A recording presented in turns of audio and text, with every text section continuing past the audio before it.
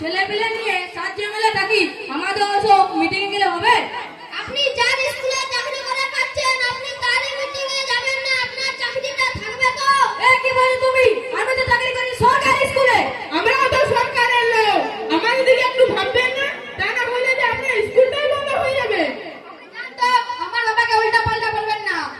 কিরে বাবু, তুইও কি স্কুলে যাবি নাকি? মশাই, একটা কথা কান খুলে শুনে রাখুন, আপনার ছেলে কিন্তু একা একা স্কুলে যায়। তার মানে তুমি কি বলতে চাইছো? আমরা যেটা বলতে চাইছি সেটা আপনি ভালো করে বুঝেছেন। তাহলে মাস্টার মশাই আসি। বাবুরে, একটু সাবধানে পথ ঘাট দেখে করে যাবি।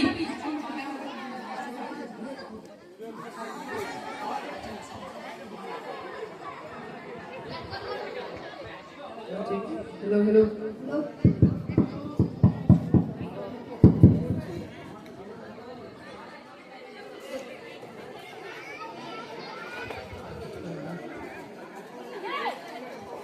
কি সায়ন বাবু, আপনি বুঝি বড় নেতা হয়ে গেছেন?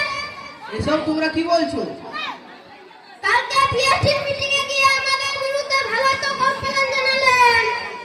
বলি বাস থাকলে বাসি বাজবে তো? এসব তোমরা কি বলছো? আমার নিজের কোনো স্বাধীনতা নেই। আমার যে দল ইচ্ছা আমি সে দল করবো।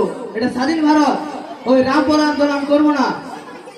চল তাহলে, ও যখন বলছে না ওই রামপ্রধানের দল যখন করবে না, ওকে জোর প্রশ্নে একেবারে ওকে এখানেই স্বাধীন করে দে।